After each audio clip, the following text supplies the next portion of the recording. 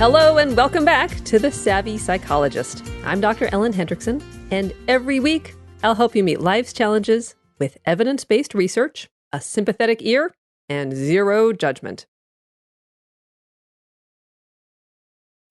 So today we'll do the second of two parts in a series on kid fears in grown-ups. Last week we talked about separation anxiety, which affects more than 1 in 15 adults, but no one ever seems to talk about it. This week, as kids, most of us were afraid of dogs, clowns, or things that go bump in the night, but for a lot of us, childhood fears never wore off. And that's not just inconvenient, it's potentially embarrassing. Thankfully, phobias are some of the easiest fears to vanquish. Now, anyone who's ever been a kid, which means all of us, with the possible exception of oddly ageless celebrities like Cher, remembers their childhood fears. So what was it for you? Maybe you were afraid of your closet, thunderstorms, or the neighbor down the street who was so old he might still owe Fred Flintstone a few bucks. For me, I distinctly remember going to the circus as a small child and bursting into tears when approached by a clown. He wasn't exactly Stephen King's It, but I think my fear still made sense. When we're little and already wary of strangers, why would we giggle with delight at the strangest looking stranger we've ever seen? Okay, so thankfully, our childhood fears go the way of our favorite blankies. But surprisingly often, childhood fears stick around well into adulthood. Maybe you got bitten by a dog or stung by a bee and have freaked out at the sight of them ever since. Or maybe your fear has evolved, but fundamentally stayed the same. So for example, a childhood fear of monsters may have morphed into a fear of burglars. How many locks are on your door? A fear of strangers may have turned into social anxiety. Or a fear of doctors and dentists may have stayed a fear of doctors and dentists. In an excellent example, listener Oliver wrote in to say he's an adult who's been afraid of the dark all his life. As a kid, his parents just told him to get over it, which of course is never helpful, and now his fear has continued into adulthood. For Oliver, fear of the dark means lousy sleep quality from sleeping with the light on and not being able to drive at night without feeling terrified. So, what should you do if, like Oliver, you have a lingering childhood phobia? Or one that sprung up on your adult life, like a boogeyman jumping out of a closet? Well, first, know that you're in good company. Nearly 10% of people will, at some point in their life, have a phobia that gets in the way of living their life. And this means way more than just making your partner kill the spider in the bathtub. This means not being able to take a job that requires using an elevator to get to your office, or not being able to travel by plane, which means never seeing a Hawaiian sunset in person.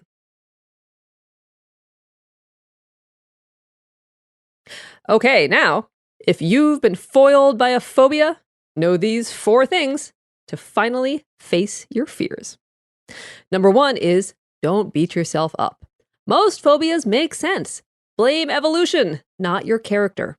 Pretty much all phobias come from deep in our evolutionary history. For our listener Oliver, fear of the dark makes sense. We're more vulnerable in the dark because we can't see approaching danger. Fear of severe weather is probably rooted deep in our brain because being exposed to the elements would leave us vulnerable to hypothermia or worse. Snakes or spiders could be poisonous. Mice spread disease. The caveman part of my 3-year-old brain probably thought the clown at the circus was an unhinged or unpredictable person and therefore dangerous. Even phobias that don't make sense on the surface are likely a few degrees away from something rooted in millennia of evolution. Number 2 is, in the same vein, it's not a blow to your character. A lot of people with phobias think their fears mean they're weird or weak or bad. I once worked with a young man who was afraid of burn survivors. He felt ashamed about his fear and was terrified he would make a burn survivor feel bad by reacting with horror or disgust to their scars. He was a caring, conscientious person, and we decided he probably tried to avoid survivors in part because he cared deeply about not hurting their feelings. Okay, well, what happened? Well, he became a connoisseur of videos made by burn survivors on YouTube, and we capped off our work by discreetly hanging out in the waiting room of a hospital burn center. Notably, he later went on to apply to med school and, to get to one interviewer's office, had to walk through a hospital inpatient burn unit, which he did with grace and comfort. In short, a phobia doesn't mean you're weak or irrational. It just means you've been avoiding whatever it is you're afraid of and therefore are short on practice. Which brings us to tip number 3, which is start slowly. How to vanquish your phobia? In short, practice facing your fear. But you don't have to fly a kite in a downpour to get over your fear of lightning. Instead, you can start slowly. So I once worked with a woman who was so afraid of snakes, she didn't even like to say the word snake. So we started there. She said the word snake hundreds of times until she got bored. Then she wrote the word snake until she got bored. Then we looked at pictures of snakes online, then YouTube videos, and then we went to a pet store. The point is that she didn't have to lock herself in a plane with Samuel L. Jackson and hundreds of vipers as a first step. For working on your own fear, start with something that makes you a little uneasy, but not pee in your pants scared. Then do it until it's boring and move on to the next level. And tip number 4 is don't just wait for it to be over.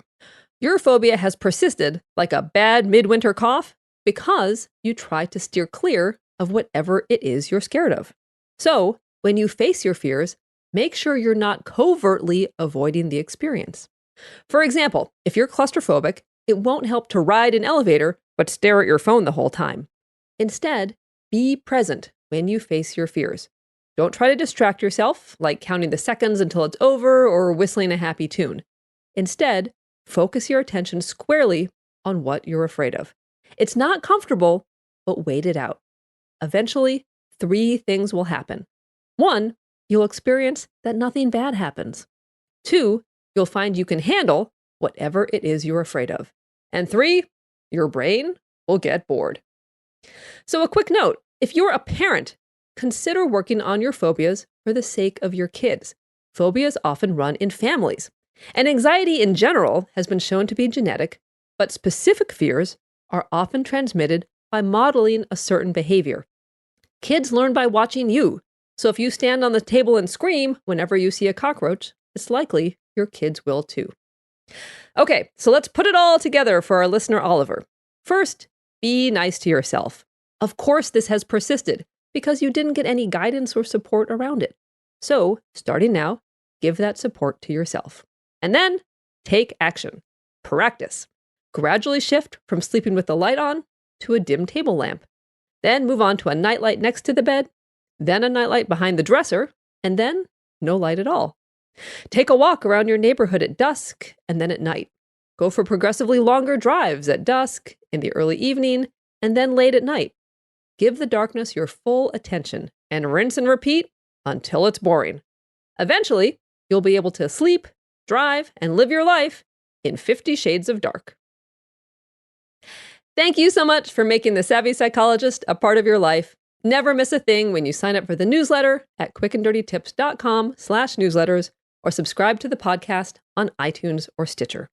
You can also listen on Spotify, follow on Twitter at QDT Savvy Psych, or like on Facebook, where there are always links to episodes no longer available on iTunes. I'm Dr. Ellen Hendrickson, and The Savvy Psychologist is strictly for informational purposes and doesn't substitute for mental health care from a licensed professional. Details of the clients I mentioned have been changed to protect their privacy. Have a wonderful week, and I will see you all next Friday for a happier, healthier mind.